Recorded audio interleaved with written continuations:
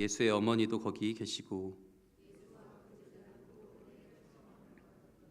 포도주가 떨어진지라 예수의 어머니가 예수에게 이르되 저들에게 포도주가 없다 하니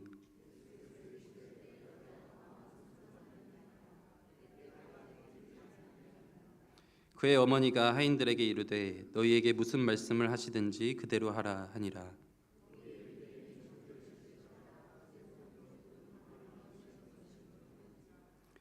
예수께서 그들에게 이르시되 항아리에 물을 채우라 하신즉 아기까지 채우니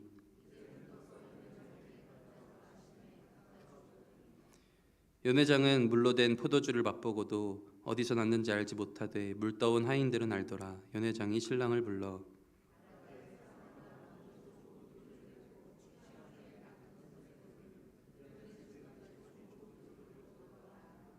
예수께서 이 첫 표적을 갈릴리 가나에서 행하여 그의 영광을 나타내심에 제자들이 그를 믿으니라. 그 후에 예수께서 그 어머니와 형제들과 제자들과 함께 가버나움으로 내려가셨으나 거기에 여러 날 계시지는 아니하시니라. 아멘. 네, 오늘은 첫 표적 가나의 혼례라는 제목으로 같이 말씀을 나누려고 합니다. 네, 어제 정말 많은 분들이 오셔서 솔직히 깜짝 놀랐습니다. 제 믿음의 그릇이 적어서 담임 목사님이 한 150명 넘게 오지 않을까라고 말씀하셨을 때도 솔직히 속으로는 저는 이제 특히 이전의 모습을 많이 봐왔어서 그렇게 많이 참여 안 하시면서 이렇게 조금 기대에 못 미치면 어떡하지라는 생각도 많이 있었습니다. 그래서 저는 물어보실 때도 한 120명 그러면 많이 오시는 거 아닐까라는 생각도 있었습니다. 그런데 어제 한 160명 오신 거 보고 제 한계에 제가 갇혀 있었구나라는 생각도 많이 들었습니다. 그래서 정말 많은 분들이 함께 오셔서 기뻐하고 즐거워하고 제가 사진을 찍으면서도 아까 한 청년 선생님한테도 얘기했는데 막 엄청 웃으시면서 이렇게 행복한 표정이 사진에 많이 담겨 있어서 너무 저도 기뻤고 함께 이 잔치를 누리는 이 기쁨의 행사를 누리는 시간이 참 귀했습니다. 그리고 뭐 결혼식 때도 마찬가지였고 참 기쁨의 행사들이 연달아 있으니까 저희 모두가 다 참 이 기쁨에 동참하는 시간이 귀하다라는 생각이 듭니다. 토요일도 있습니다. 토요일도 결혼식이 있으니까요. 함께 그 기쁨의 자리에 참여해 주시면 감사하겠습니다. 네, 그리고 오늘 본문의 말씀도 뭐 제가 이렇게 순서를 정한 게 아니라 요한복음을 쭉 하고 있었지만 가나의 혼례 2장의 말씀입니다. 이 말씀을 통해서도 우리가 정말 기쁨을 회복하는 그런 신앙생활을 할 수 있는 우리가 되기를 간절히 소망합니다. 오늘은 첫 표적 말씀입니다. 첫 표적 말씀인데 우리 11절 말씀을 보면 이게 왜 표적이라 하는지 한번 같이 보길 원합니다. 우리 2장 11절 말씀인데요. 예수께서 이 첫 표적을 갈릴리 가나에서 행하여 그의 영광을 나타내심에 제자들이 그를 믿으니라. 아예 명시하고 있습니다. 이것이 바로 처음 표적이다라고요. 우리 많이 들어서 알고 계시겠지만 사실 이 표적이란 단어는 우리가 생각하는 그런 기적과는 조금 다른 용어입니다. 표적이라 하면 우리가 뭔가를 우리 표지판처럼 뭔가를 가리키는 그 대상에 더 집중하게끔 만드는 그 사건 자체가 아니라 그 사건이 의미하고 가리키는 그 방향에 우리가 초점을 두고 바라봐야 하는 기적이다라는 생각을 우리가 늘 가지고 이 표적들을 바라봤으면 좋겠습니다. 예수님이 누구신가 이것을 보여주는 예수님의 정체성이 무엇인가 예수님이 어떤 일을 행하시는가 그거에 있어서 첫 표적이 바로 오늘 본문 말씀이다라는 것이죠.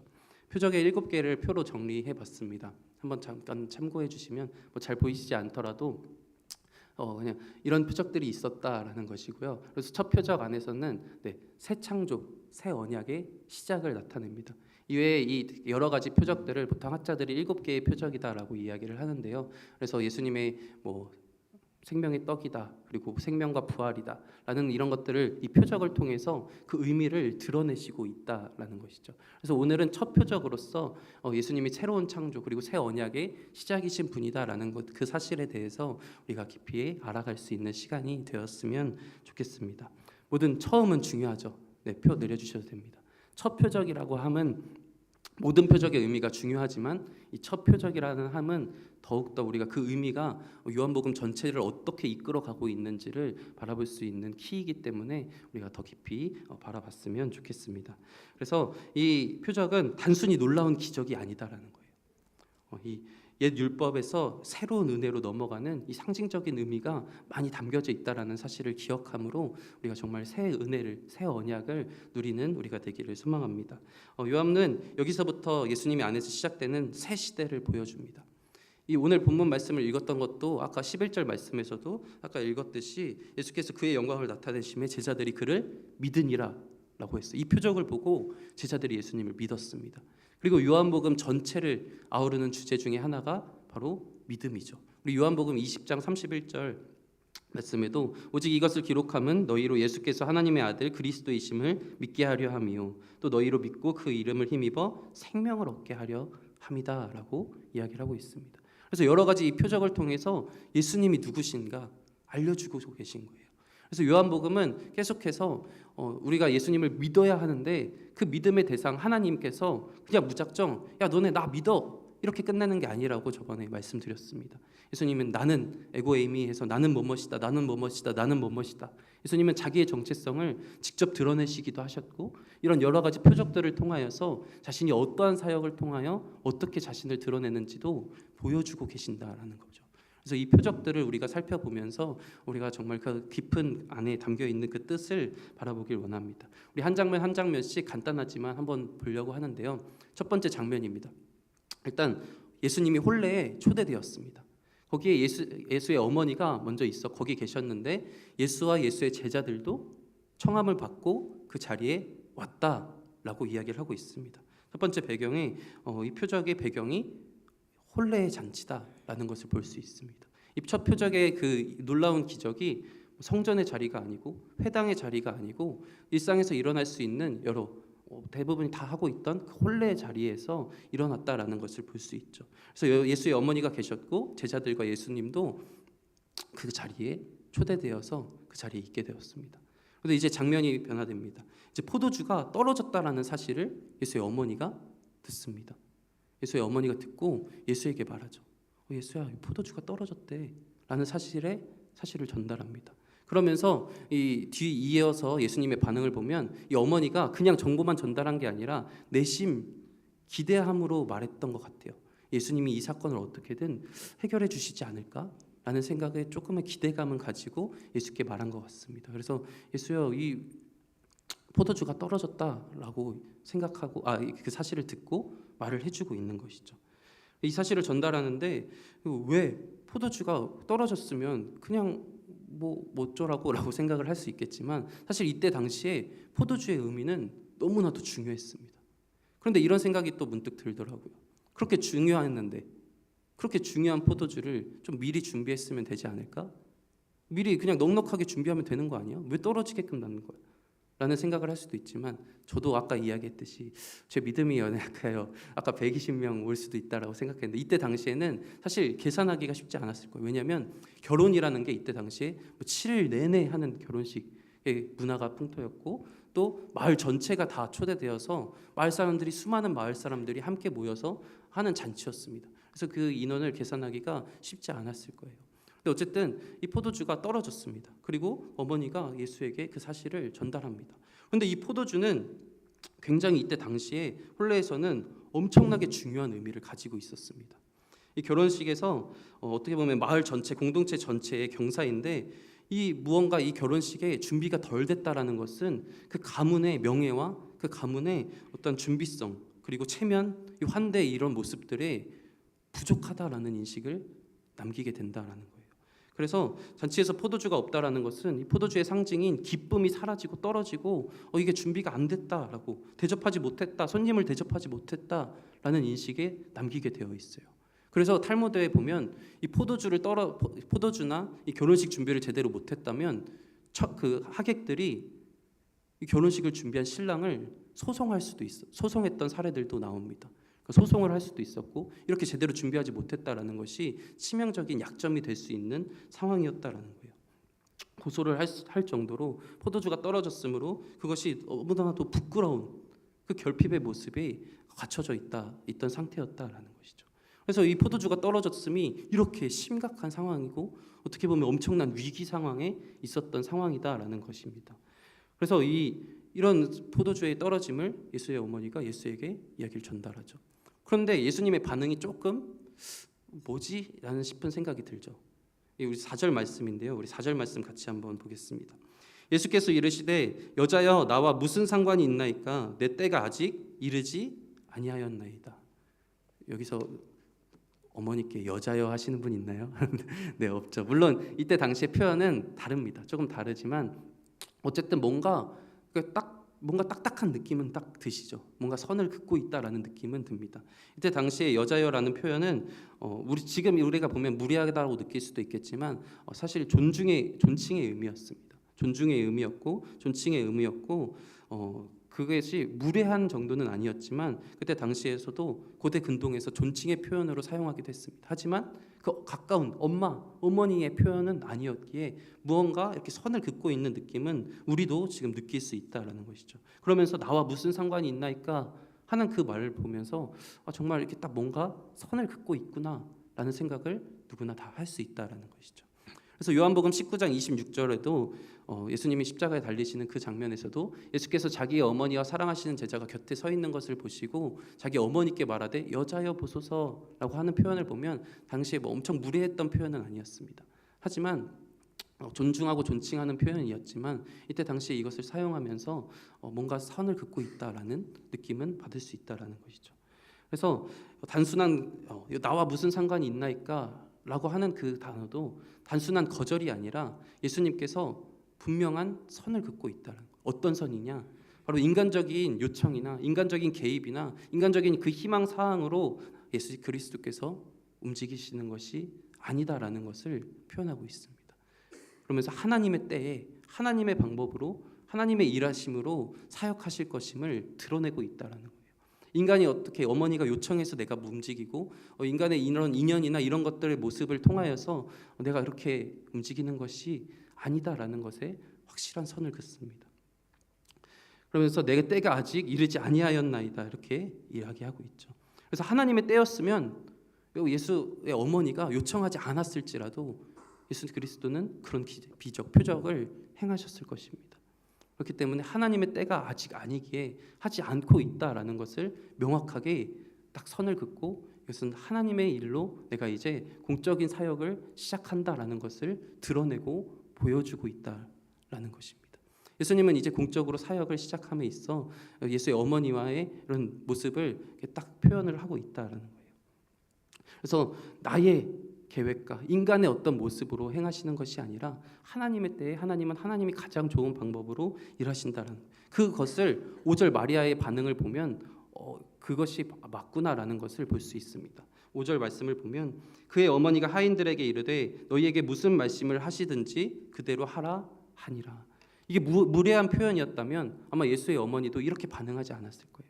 하지만 이것이 예수가 딱 선을 긋고 거절하는 것이 아니라 하나님의 때에 예수가 움직이겠구나, 하나님의 방법으로 일하시겠구나라는 것을 마리아는 그 현장에 있는 마리아는 직접 느꼈을 거예요. 그러니까 이제 예수가 그렇게 하나님이 예수 그리스도께서 일하심을 기대함으로 예수께서 말씀하시면 너희가 그대로 순종해라 라고 답을 하는 것을 볼 수 있다는 것이죠. 그저 단순한 여자여 나와 무슨 상관이 있나이까 하나님의 때에 이름을 하겠습니다 이런 단순한 거절이 아니라 하나님은 하나님의 때에 일하실 것인데 일하시겠구나 이 마리아는 느꼈다라는 거예요. 그 현장에 있는 마리아는 느꼈다라는 것이죠. 그러면서 이 사역이 이 표적이 시작된다라는 것입니다. 그래서 6절에서 10절 말씀을 우리 이 표적이 어떤 표적인지 다들 잘 아시겠지만 한 번 더 같이 읽었으면 좋겠습니다. 6절에서 10절입니다. 거기에 유대인의 정결 예식을 따라 두세 통 드는 돌 항아리 6이 놓여 있는지라 예수께서 그들에게 이르시되 항아리에 물을 채우라 하신즉 아기까지 채우니 이제는 떠서 연회장에게 갖다 주라 하심에 갖다 주었더니 연회장은 물로 된 포도주를 맛보고도 어디서 났는지 알지 못하되 물 떠온 하인들은 알더라. 연회장이 신랑을 불러 말하되 사람마다 먼저 좋은 포도주를 내고 취한 후에 낮은 것을 내거든 그대는 지금까지 좋은 포도주를 두었도다 하니라. 네, 우리가 너무나도 잘 알고 있는 표적입니다. 예전에 많이 불렀던 찬양이죠. 예수님이 말씀하시네 물이 변하여 포도주 됐네. 예전에 많이 불렀던 찬양인데 어쨌든 물이 변하여 포도주 됐네 라는 이것은 우리가 너무나도 잘 알고 있는 한 사건이죠. 너무나도 기적 자체는 간단해요. 돌 항아리에 물이 없었는데 물을 담고 그것이 물이 포도주가 되었다라는 변화된 사건입니다. 하지만 이 담긴 의미는 이런 간단한 것이 아니다라는 거예요. 그 심오한 기적이고 그 담겨 있는 그 표적의 의미가 분명히 있다라는 거예요. 그래서 6절 말씀을 보면 이 돌 항아리를 언급하고 있습니다. 정결 예식에 따라 사용하는 돌 항아리가 나오고 있습니다. 그래서 그런 생각이 들었습니다. 그냥 돌 항아리가 있어서 거기에 물을 채워서 포도주로 변했다라고 이야기해도 충분했을 이야기입니다. 하지만 정결 예식에 따라 하고 있던 돌 항아리라고 언급을 하고 있다라는 것이죠. 그때 당시에는 이전에 담임 목사님이 저번 주였나요? 한번 설교하실 때도 말씀하셨는데 정결 예식에 사용하는 이 돌 항아리는 그때 당시에는 식사하기 전에 꼭 손을 씻었어야 됐습니다. 손을 씻고 그릇도 씻었어야 됐죠. 지금도 사실 밥 먹기 전에 손 씻고 그릇 씻는 것은 어떻게 보면 일상입니다. 하지만 그들은 그것을 율법으로 정해놓고 그것을 지키지 않으면 그것이 율법을 어긴 것으로 정죄하고 판단했다라는 거예요. 일상적인 일이었지만 그것을 율법으로 정해놨다라는 거예요. 그 율법에 사용되던 그 율법을 상징하는 돌 항아리였다라는 것이에요. 그 돌 항아리에 비어있던 그 돌 항아리에 물을 채워서 이것을 변화시킨 사건이다라는 것이죠. 현실적으로 식사 정결의 예식을 지키기 위해서 그 물 항아리를 다 사용해서 물이 없을 수도 있지라고 생각할 수도 있죠. 하지만 이 돌 항아리가 비어있던 것임을, 물을 채워서 그렇게 하셨음을 이야기하고 있습니다. 물을 굳이 채웠다라는 말도 사실 기록될 필요 없이 그 돌 항아리에 있던 물이 포도주로 변했다라고 할 수도 있었을 거예요. 하지만 그 물 항아리가 채우사 포도주로 변했다라고 이야기를 하고 있습니다. 그것은 돌 항아리가 비어 있었다라는 거예요. 이 정결 예식, 즉 율법을 따라가는, 율법을 상징하는 이 돌 항아리가 비어 있었어요. 비어 있던 이 정결 예식을 하나님께서 물로 채우시사 포도주로 변화하신 사건이다라는 거예요. 물을 채우고 순종의 손길이 더해져서, 그리고 믿음의 고백이 더해져서 이제 물이 포도주로 변한 이 놀라운 표적이 일어났다라는 것이죠. 그래서 이 표적을 통해서 아까 이야기했듯이 새로운 창조, 새 창조, 새 언약의 상징인 이 포도주, 그 의미를 다시 한번 같이 살펴보길 원합니다. 물이 포도주로 바뀐 이 사건은 새로운 창조의 시작을 또한 의미하기도 합니다. 이 물이 사실 포도주로 변하는 것, 여기 있는 물이 포도주로 변함에 있어서 그 어떤 사람이 그런 공식을 만들어 놓은 것도 있더라고요. 물이 포도주로 만들기 위해서는 무슨 수소 에너지랑 이런 계산한 사람들도 있던데, 어쨌든 물이 포도주로 변하는 것은 사실 현실적으로 불가능한 일이죠. 하나님이 새롭게 그 물을 포도주로 변화시킨 것이다라는 거예요. 예수님이 단순한 선생이 아니라 예수님이 바로 이 자연을 창조하신 하나님이시다라는 것을 보여주고 있다라는 것이죠. 그리고 이 포도주는 사실 유대 전통에서 기쁨과 언약을 상징하고 있었습니다. 메시아 시대를 또한 풍성한 포도주로 비유하기도 했었습니다. 이 메시아의 시대가 올 것인데 그것이 포도주의 풍성함을 비유하면서 이야기했던 성경 구절도 있다라는 것이죠. 우리 성경 구절 두 구절을 볼 텐데요. 이사야서 25장 6절입니다. 만군의 여호와께서 이 산에서 만민을 위하여 기름진 것과 오래 저장하였던 포도주로 연회를 베푸시리니 곧 골수가 가득한 기름진 것과 오래 저장하였던 맑은 포도주로 하실 것이며. 그리고 아모스 9장 13, 14절입니다. 여호와의 말씀이니라. 보라, 날이 이를지라. 그때에 파종하는 자가 곡식 추수하는 자의 뒤를 이으며 포도를 밟는 자가 씨 뿌리는 자의 뒤를 이으면 산들은 단 포도주를 흘리며 작은 산들은 녹으리라. 내가 내 백성 이스라엘이 사로잡힌 것을 돌이키리니 그들이 황폐한 성읍을 건축하여 거주하며 포도원들을 가꾸고 그 포도주를 마시며 과원들을 만들고 그 열매를 먹으리라. 항상 성경에서는, 그리고 그때 시대에서는 이 포도주는 기쁨과 풍성함과 회복을 의미하고 있었습니다. 그래서 이 물은 기쁨과 회복의 포도주로 변화되었다라는 것이죠. 비어있던 이 율법을 깨트리고 하나님이 참 정결이고 참 기쁨인 포도주로 변화시키셨다라는 것입니다. 그리고 누가복음 22장 20절에는 또한 이렇게 새로운 언약을 맺으시면서 포도주를 비유했습니다. 저녁 먹은 후에 잔도 그와 같이 하여 이르시되 이 잔은 내 피로 세우는 새 언약이니. 이 포도주가 물론 이런 것들이 다 100%막 이거다 이렇게 맞출 수는 없겠지만 하나님이 이 포도주를 새로운 언약으로 자신의 피로 비유하시면서 이 언약을 세우심을 볼 수 있다라는 것입니다. 그래서 그 물이 포도주로 바뀌었다는 것은 정말 옛날에 갇혀있던 그 모습들의 그 비어있는 그 정결 의식을 깨트리고 하나님께서 변화시키셔서 우리를 새롭게 창조하셔서 우리가 새로운 기쁨 가운데 새로운 그 하나님의 자녀로서 세워주심으로 말미암아 우리를 변화시킨 그 놀라운 자신이 그런 새 창조와 새로운 언약의 중보자 되심을 드러내는 가장 처음의 표적이었다라는 것입니다. 그래서 그 상징적인 의미를 우리가 같이 기억했으면 좋겠습니다. 예수님은 옛 율법을 완성하셨습니다. 율법을 폐하러 오신 것이 아니라 완성하셨다라고 말씀하셨습니다. 우리는 어떻게 보면 우리는 과거의 영광에 과거에 비어있던 우리도 어떻게 보면 율법적인 형식적인 그런 모습에 갇혀 있는 분들이 많이 있을 겁니다. 특히 사실 교회를 오래 다닐수록 저도 아까 말씀드렸듯이 이 성산교회를 또한 오래 경험했기에 그렇게 제 한계에 갇히고 예상하지 많은 더 풍성함을 제가 바라보지 못했던 것처럼 사실 오래 다니면 다닐수록 우리는 그 비어있는 율법처럼 계속해서 갇혀있고 형식적이게 되고 우리는 점점 더 무너지는 우리의 모습을 보게 됩니다. 하지만 예수 그리스도는 그것을 깨트리셨습니다. 그것을 변화시키셨습니다. 우리를 새롭게 창조하여 주시고 우리가 정말 하나님의 자녀됨을 예수님께서 직접 이 땅에 오셔서 피를 흘리시고 죽으심으로 우리를 새롭게 변화시켜 주셨다라는 사실을 그것이 우리의 아버지 되신 하나님이심을 우리가 고백하기를 원합니다. 예수 그리스도의 그 새로운 은혜 이전 것은 지나갔으니 보라 새 것이 되었도다라고 말씀하셨듯이 우리는 이제 새롭게 태어난 자녀입니다. 우리가 이제 더 이상 과거의 영광에 얽매여 있는 자들이 되지 않았으면 좋겠습니다.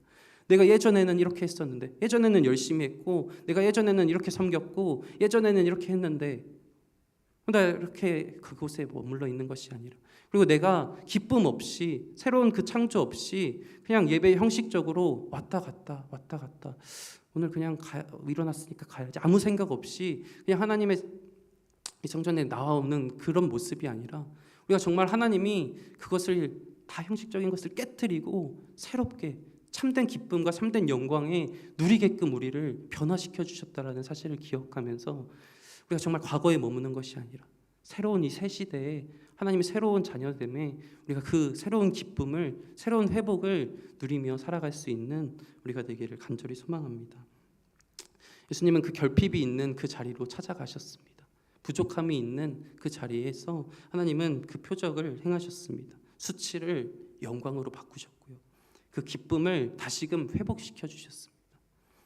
더 좋은 포도주로 또 이전 것보다 더 나은 포도주가 나왔다라고 그들은 반응했습니다. 우리도 매일매일 더 예수 그리스도께서 가장 더 좋은 모습으로 우리에게 이미 새로운 은혜를 주셨사오니 우리가 정말 그 은혜를 누리면서 살아갔으면 좋겠습니다. 우리 마음에 그런 새로운 은혜가 매일매일 샘솟듯이 일어나고 정말 그래서 그 은혜를 누리면서 정말 하나님을 기쁘게 찬양하고 하나님으로 말미암아 정말 즐거워하며 신앙생활하고 우리가 이거 한 공동체에 모여서 정말 하나됨이 너무나도 기뻐서 섬기지 않을 수가 없고 사랑하지 않을 수 없는 그런 새로운 모습으로 다시금 일어날 수 있는 우리가 되기를 간절히 소망합니다. 우리 11절 말씀 다 같이 다시 한번 보길 원하는데요. 예수께서 이 초표적을 갈릴리 가나에서 행하여 그의 영광을 나타내심에 제자들이 그를 믿으니라. 다시금 이 제자들이 그의 영광을 나타내셨습니다. 하나님은 그의 영광을 나타내시고 그 제자들은 그를 믿었습니다. 이것이 우리가 다시금 회복된 그 자리에서 해나가야 할 반응이라고 생각합니다. 우리도 하나님이 계속해서 우리를 이 자리 가운데서 하나님의 영광을 드러내십니다. 이미 그 놀라운 영광을 다 드러내셨고 이 성경 말씀을 통하여서 그것을 다 보여주셨습니다. 우리는 그것을 믿음에 이 새로운 그 언약을 믿고 그 새로운 삶을 살아갈 수 있는 우리 모두가 되기를 소망합니다. 그래서 우리가 정말 어떤 상황일지라도 우리의 상황이 어떠할지라도 우리가 정말 이전의 그 모습에 갇혀있는 그런 모습이 아니라 내가 너무 어려워서 내 상황이 힘들어서 내 상황이 안 돼서 그렇게 머무는 것이 아니라 정말 이제는 그 과거를 깨뜨리고 정말 하나님 앞에 나와서 다시금 우리에게 그 새로운 마음을 주시옵소서. 이미 새롭게 창조하시고 우리를 새롭게 변화시킨 그 하나님을 믿음으로 하나님 나를 새롭게 하시옵소서 라고 우리가 하나님 앞에 고백하고 하나님 앞에 기도하고 하나님을 간절히 붙잡고 나아갈 수 있는 우리가 되기를 소망합니다. 우리 같이 찬양 한 장 했으면 좋겠습니다. 아까 찬양하셨던 우리들의